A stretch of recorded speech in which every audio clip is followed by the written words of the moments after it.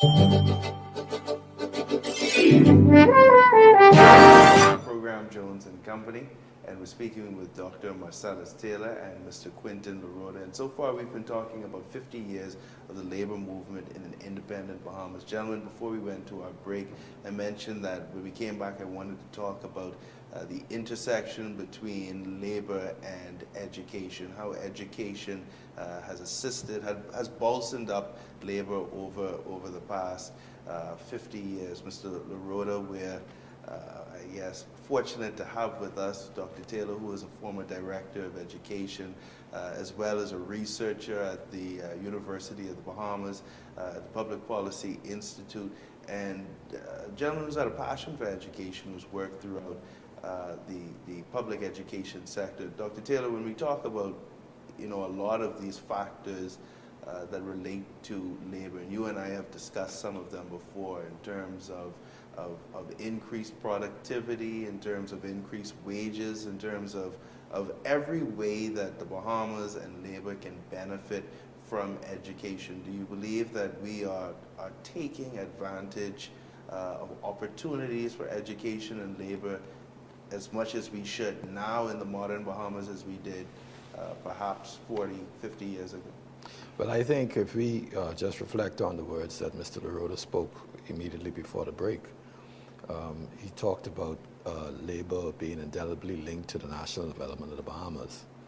And most people will know that one of the key drivers of national development is education. And so, for a labor union in the 21st century to be successful, I think it must indeed intersect with education. It doesn't have to necessarily be the formal education, although the more educated people are, perhaps the more they would understand these issues and be able to not only work responsibly as employees, but also benefit from the compensation that they get, and then have an improved standard of living. But I think our labor unions must see themselves as facilitating a lot of what we call non-formal education, requiring that workers constantly upgrade their skill set so that they can be more effective as workers, more efficient as workers, and also to give them the opportunity to have mobility within their workplace. I think we have, as we said earlier, a lot of ununionized workers, and maybe a growth area for labor unions can be, how can we provide training to those workers so that they become more skilled? And then if workers see that unions are helping you to become empowered through training, they might then willfully become members of a union because they'll see the value of the union.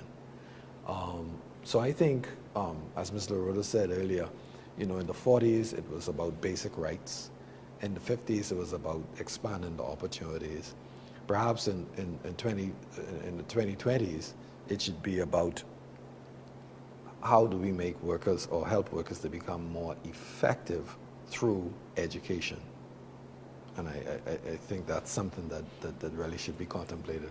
And Well, certainly I agree with that. And certainly from the unionist perspective, I don't think we've talked in depth yet about the 1977 memorandum or the 2021 memorandum of understanding between the labor movement and the government. But in the essay, you talk about the 77 memorandum of understanding giving labor more of a direct input in terms of the governance of our country. And then it would, to me, almost sort of impose this responsibility on labor to collaborate with the government, to assist them in identifying where there are gaps or holes in the workforce, and those sorts of things. In terms of how, since those memoranda of association, how labor and the government have worked together to sort of develop labor in the country? Well, one, especially since 2015, when we had the National Tripartite Council Act, they had something called TRI-4 before that. But that puts, because the National Tripartite Council advised the government on policy with respect to, I guess, anything to do with industrial relations, the workplace, education as a part of that as well. One of the things recently with the National Apprenticeship Act, because we realized that, we had this hole in skills. And so the government thought that, we should have a National Apprenticeship Act, and Labor was at the table as a part of the NTC, fully contributing to it. In fact, the chair of the NTC, Ms. Martin, is from the Labor movement, and she was the chair who did the initial work. Zane Lightman was the chair from the government ministers, and she was the chair of the NAP committee. And so Labor had full input in that. And so I endorse what Dr. Taylor said wholeheartedly. We are the Labor movement. I keep saying I guess I'm not a living way anymore, but once a unionist, always a unionist. But we have to make a conscious effort to contribute to the things that will improve our country. And of course, education, training, and skills, all of is a part of it. And I must say, with some recent initiatives, that the labor movement is making their contributions and their voices heard. They are identifying some gaps in training that needs to be addressed, and they have brought it through the NTC, and we've been able to advise the Minister of Labor based on the input. One of the things that, when I was a young unionist, that was a surprise to me. The BUT I was in was a part of the Caribbean Union of Teachers, and we was going to the first conference. So I'm thinking now, I'm going to a conference where I'm going to learn how to take industrial action, how to strike, tactics and so forth, how to stick out. And we had a training done by CTF, that's a Federation of Unions from Canada, and all they talk about was professional development. They put on programs on how to get teachers to improve their skills to deliver quality education. The whole thing was quality education. And I've been to several conferences afterwards, and it's all about quality education and how to get governments to properly resource education. So I've never learned anything about striking, about making noise, about fighting in any international conference I've been to for teachers. And I'm talking about sponsored, held, and conducted by union, by Education International or by Caribbean Union of Teachers. It's always been about how to properly resource education and how to get teachers to improve their skills as deliverers of education, and how to stay competitive with what's happening globally. Now, I still stay in touch. So now they're talking about education and artificial intelligence, doing training in that area, and advising on where unions need to stand with certain things. They shared research. The most important thing to the success of a child in school is an involved home and a qualified, competent teacher. And based on that, that was research done in the Commonwealth. So it wasn't just in the region on one country, but this was across the Commonwealth, presented by CTF. And they were talking about how you have some computer programs created by Bill Gates, where they have a monitor in the room.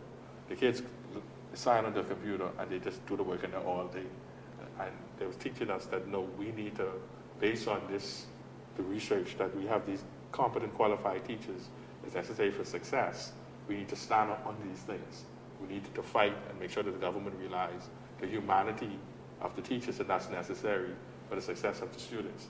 What I'm saying is we learn about those things, nothing to do with striking and sicking out and all of those things. So I think if and other unions must have had that experience as well when they go internationally, because we all realize that you have to upskill, you have to train, you have to make use of the new technology. If unions could push that a bit more, I think we'd have a better country too. And they could also facilitate it. Yeah, and I think lest we come across as just being interested in education for making employees better workers in the sense of having an improved skill, we also think that is important for the labor union to support training in work-life balance, in things like how do you take the money that you earn so that it could meet your needs, so that you don't have the challenges that I work all this time and I just paying bills and I can't do nothing with money. Also with psychological issues, how to manage stress, and all of these things. So when I was at Ministry of Education, we had an employee assistance program that focused on helping employees to manage the stresses of the job, because worker burnout and all of that, and not just from the point of view that you don't want your workers to burn out. You care about your employees. You don't want them as humans to be overstressed because of the job. So along with the employer, labor unions should give focus to not just improving the skill set, but also helping people to just be better able to navigate life, and through whatever professional development, non-formal type instructions that could be provided. I think this is an area where unions should give focus. Well, on that, I'm happy to say I have some familiarity with the New Teachers Union, with Backable, and they have a vice president. I mean, a lot of that is being done. Financial literacy, financial intelligence, stress management. They almost have, I would say, a workshop or some presentation every month in those areas, so that the teachers could have a balance, to their life, because you can't burn out, so you need to balance the training, the teaching, the work life with proper finance and home life as well. And the financial literacy is extremely important. A lot of our union members, when they hit retirement, they're in bad shape. And a lot of it, not the money they get, the choices they made while they were receiving. Yeah. Right.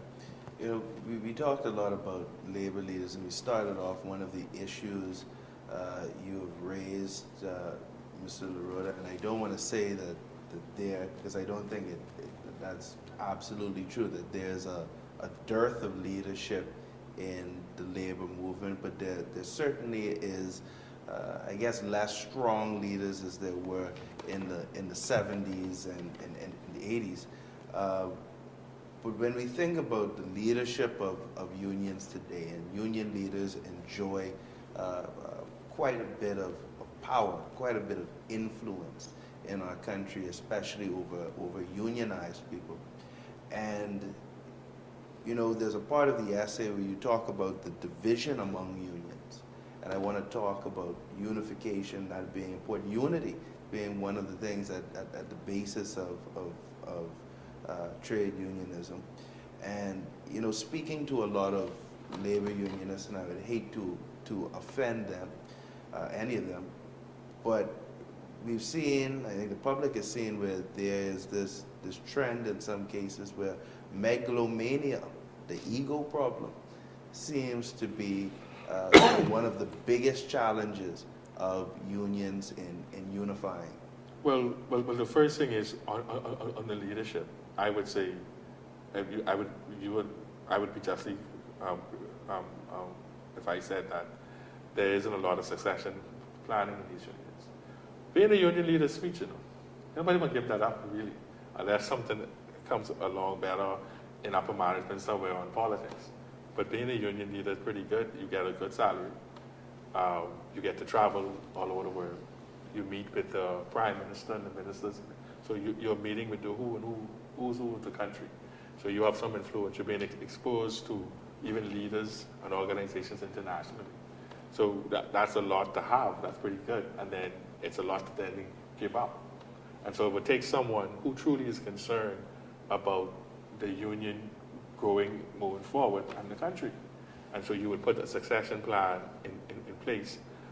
When I first joined the labor movement, if you had any talent, any ability, the leaders would grab you, call you, come.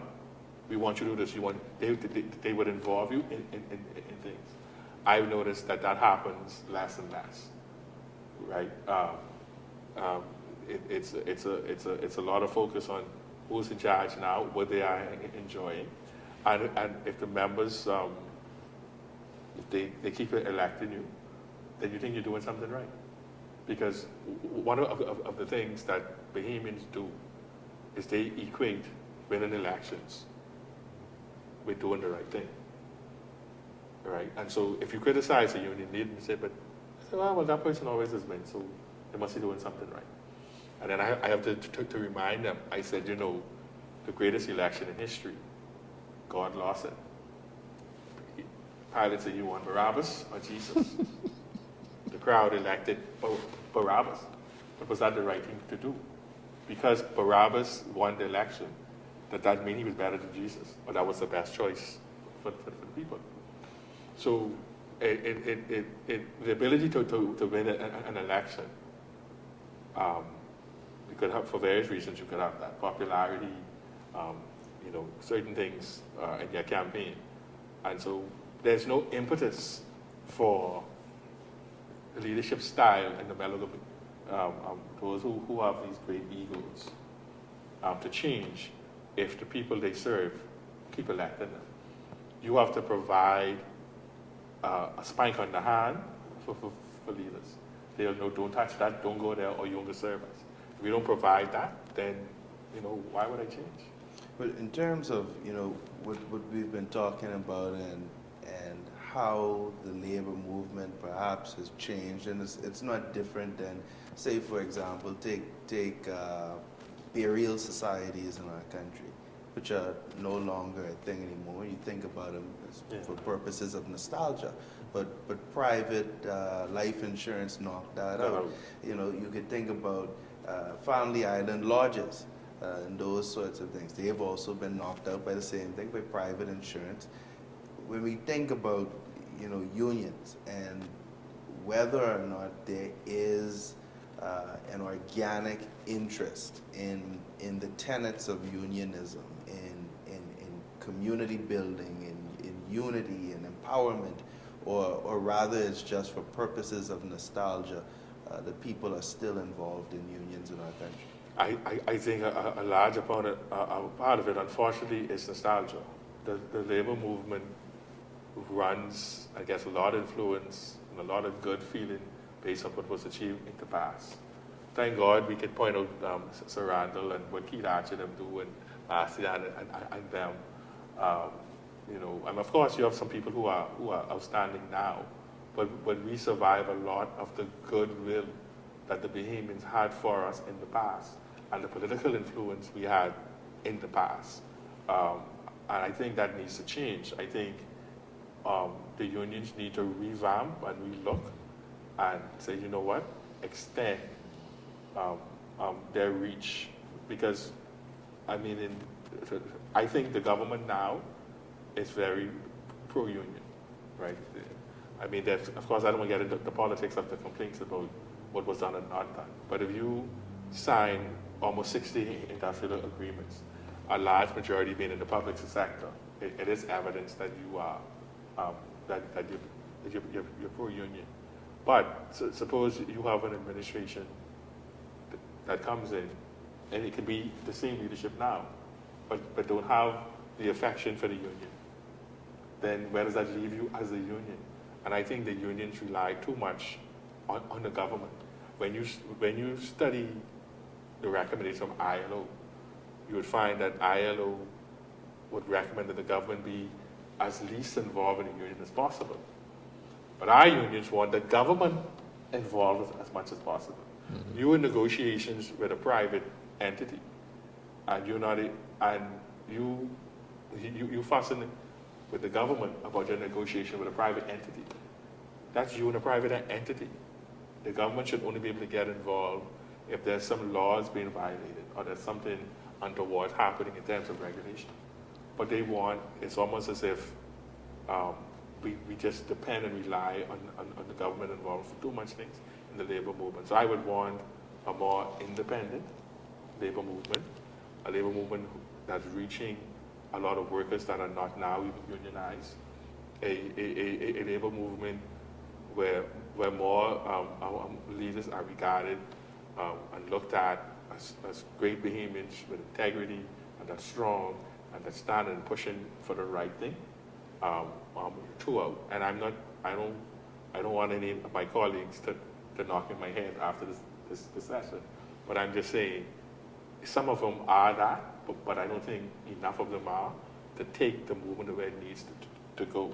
Because we cannot live as if our best days are behind us.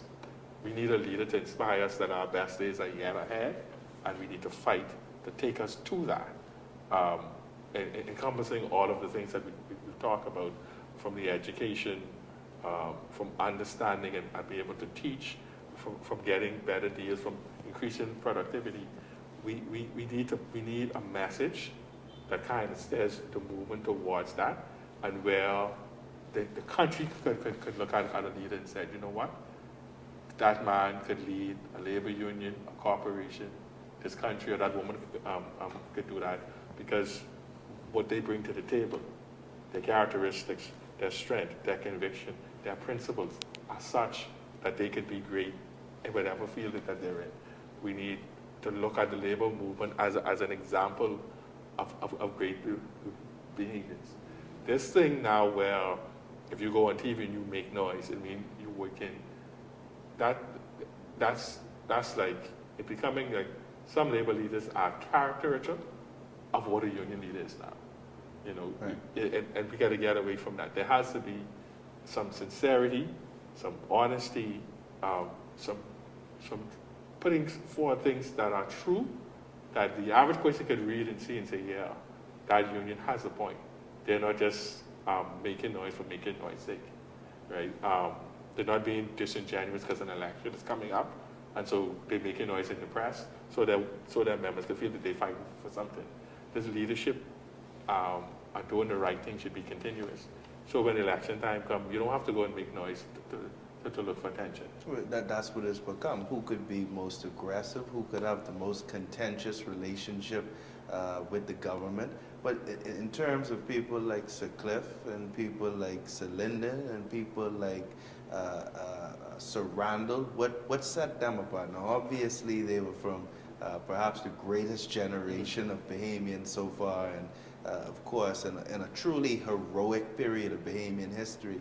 But you know, it seems as if the things that they did then, and even in acts of defiance, and take for example the general strike, weren't as much about the showboating that it is about today. How do you distinguish, I suppose, that class from today? The cause was clear. The cause was clear. Right. Yeah. Now the cause is not so clear. There was no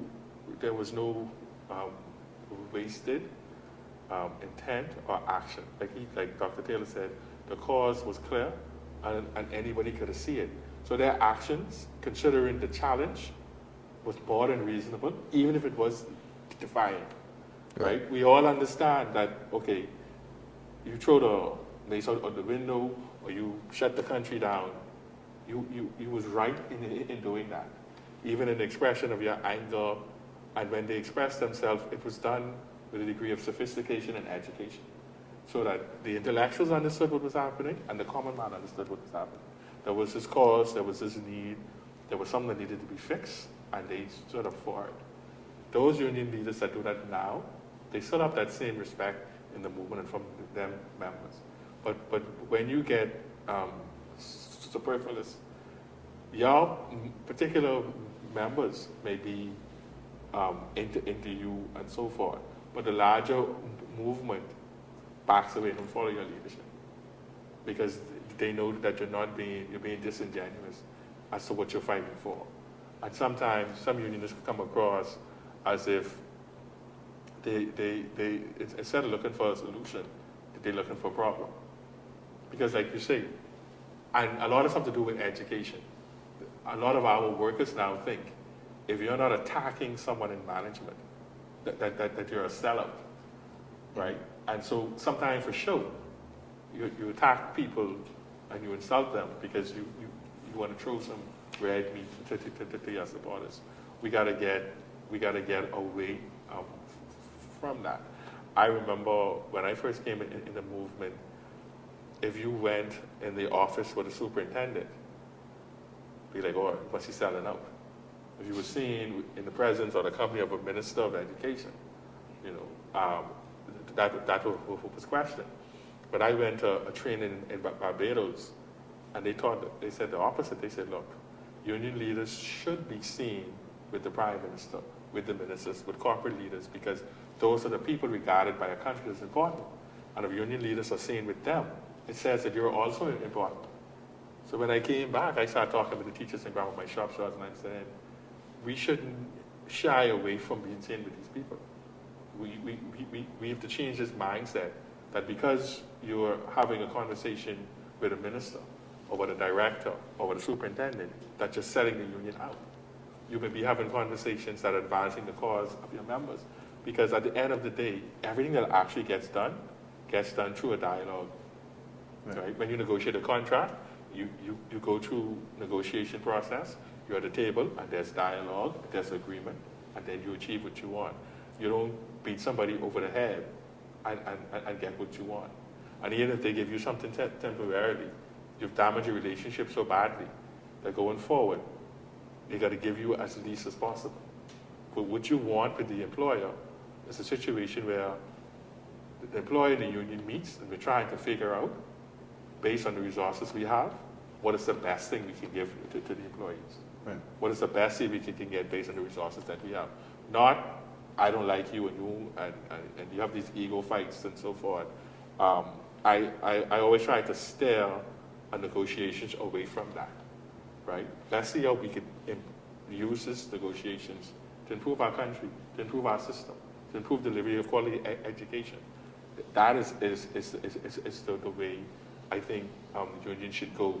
You become more relevant because you're seen as a true stakeholder in the country's progress, not some relic pretending to be something, trying to hold the country back. Unions a lot in the past, Mr. Laroda and Dr. Taylor, have worked assiduously in moving people from the working class to the middle class.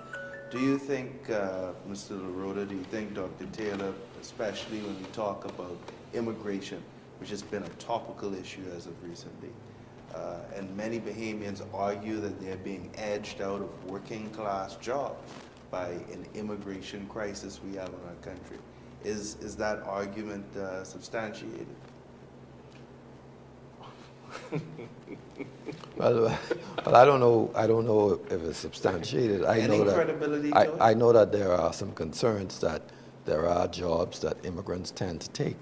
Right. But the question is, which came first? Did the immigrants coming cause Bahamians to be displaced, or Bahamians not participating in certain jobs cause the immigrants to have a job to come in? I contend that people are not going to come to the Bahamas looking for work if there's no work in an area. Certainly in the construction sector, we've seen over the years from the 50s and 60s when it was a standard course for young men and young women to go and learn trade and then enter into the trades, for people to shun those trades and not want to work a construction job or not want to be a mechanic. And so therefore you had a dearth. And so people who came in most cases Haitians, who in the early days would only been laborers and who are now skilled carpenters, skilled masons, because the vacuum has to be filled. And so now people may want to reverse it, and I think that will be a good thing. And this is where the formal structures around the Department of Labor, the applying for work permits with the Department of Immigration, and all of these things come together. But in the first instance, we need to have a demonstrated commitment to young Bahamians in particular wanting to take on jobs that at this point are labeled as jobs for immigrants, as opposed to looking at them as economic opportunities for self-empowerment. But well, I want to speak why I laugh first, right? Because I work in the Department of Labor. Right. And so a part of this is what I deal with almost on a daily basis. In fact, I was dealing with some of it today. The Bahamas produces a lot of jobs, right? And we have enough jobs for every Bahamian to be employed. However, not every Bahamian can take advantage of the available jobs, either for lack of skills, qualifications in certain areas. And then secondarily, not all Bahamians want to take the jobs that are available, which would buttress Dr. Taylor's point about certain, like Haitians would come in to do handyman and gardener job. But now we also have them coming in to do skilled labor from Mexico and the Philippines and so forth. And so the skilled labor, we don't have as much of it as we need. Right. And the other jobs, there's just no appetite among Bahamians ain't gonna work for some of the jobs available. We did something. We pushed academics early on, right? And so people shied away from the technical areas. And so of course, as Dr. Taylor pointed out, you had a shortfall there. Now we realize that in order to really truly build this country and to have a country where all Bahamians participate in the economy, you have to have Bahamians trained in the skill sector. And so the government is trying to address those things. The apprenticeship program, the National Training Agency also provides certain soft skills. We provide scholarships for people who go on the way to do certain things. And so there's a recognition that there's a shortfall there, and programs are being put in place to address it. But where we are so far, and the argument that I advanced to you, that people feel edged out of the job market by immigrants, whether it's true or not, I think is causing a certain anti-immigrant sentiment, a certain xenophobia across our country. And, you know, when we talk about, I suppose, and you could talk about whether or not foreign labor is beneficial to the country from a labor perspective, but you know, it reminds me of this saying. You know, the gentleman wants to go to the United States of America because he heard it's a city with streets paved of gold. He gets there and finds out that there's no gold in the streets he has to pave himself. When we talk about, you know, the benefit of foreign labor to some of the jobs that you mentioned before that otherwise we perhaps wouldn't be able to get people to do. Well, I mean, don't we owe essentially some gratitude to the laborers who come to our country to do those? Well, the thing I appreciate most about when we bring in the foreign labor is for them to pass on the skills and the knowledge that the Bahamians don't have, right? There's knowledge sharing. And we have policies in place in the Labor Department where you're required to pass certain skills and knowledge on, because we want Bahamians to have that sort of training as well. And we're not only interested in just the lower level skills, but even in management positions, you have to have an understudy now. And the director gets the phone number of the understudy to make sure that you're passing on to him or her what you know. But I think sometimes things are blown up a bit more than what the reality is. You know, if I hadn't been in this position that I'm in, I may have had those concerns as well. But we have we have our directives to scrutinize the applications for employment, to do all we can to make sure that the system is not being gamed or taken advantage of, and we don't issue labor certificates without going through that process, because people will try, like for example, if we see an immigrant, if he just came in and then he's requesting a labor certificate for handyman, then you know something ain't right there. Or someone live in an apartment and they want a handyman. You live in an apartment, you don't know one. So we see those things and we reject those. We don't give. So there's a level of scrutiny, there's a level of protection for Bahamians, and we got that from the political directorate, that we want y'all to be on your P's and Q's and on your toes and ensuring that only legitimate need for foreign labor is here. Now, of course, people could try to get around the system and some may slip through the cracks, but it's not for lack of due diligence on our part, or that there's no policy in place to try to prevent it from happening. But we do need these laborers, because we are, especially like in areas like underwater welding, pipe, like we need a lot of pipe fitters, steel pipe fitters and stuff that we don't have. Without foreign labor, many of those construction-related industries, they would collapse. Yeah, especially those large ones. where you need a certain, you building stuff underwater. You need welders and people who could do those type of things underwater pipe fitting with steel and so forth. Those ones, if we don't have them, we have to pass it on. But we've also, there's something just recently in Grand Bahama, the Celebration Key is opening. There's another thing that's open. There's another investment coming on soon. We've noticed that we have a shortage of short order cooks. Right, as simple as that is, short order cooks and preparation cooks, we've noticed that there's a shortage there. And so we in initial stages of putting together some program where we could provide some training for Bahamians to meet that need. Because that's something that you don't need to have a degree or BGCSEs. You could be trained in that area, get that skill, and you could make a decent living from that. So as these things come up, we try to address them. And I think too, we always have to bear in mind with a population of 400,000, we are going to be limited in some areas. And with an economy that is becoming more and more modern, the division of labor is greater and greater. You have a lot more need for specialists. There would be some areas where you will bring people in.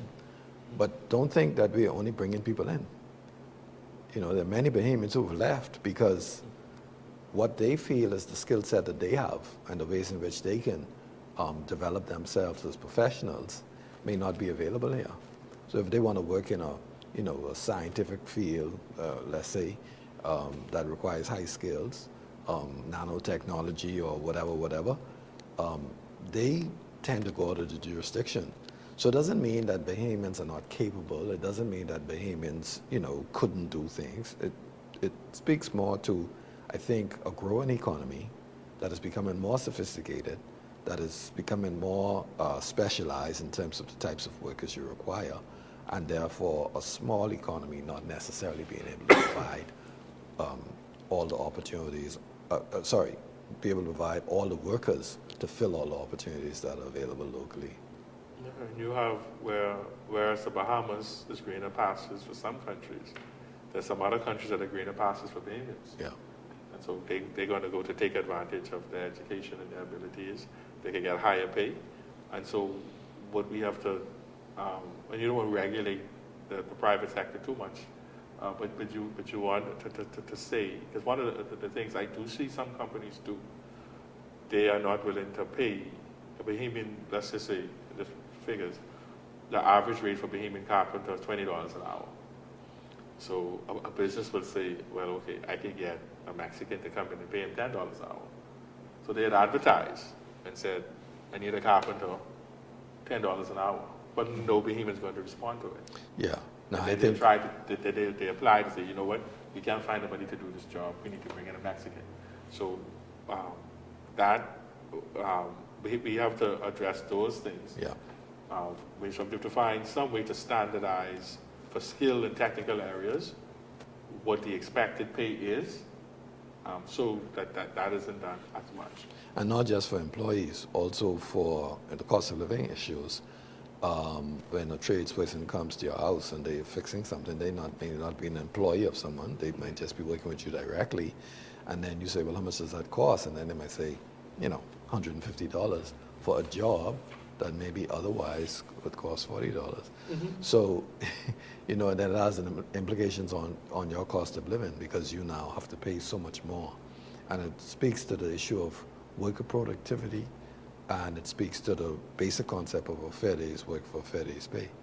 So, I think we have to find ways to ensure that no one is disadvantaged because, they're not properly compensated for their labor, but at the same time, that, management or an individual is not exploited by workers because either they're charging too much or they're charging the right price, but their productivity level is so low that you're paying 2 and 3 times the cost for a service to be delivered.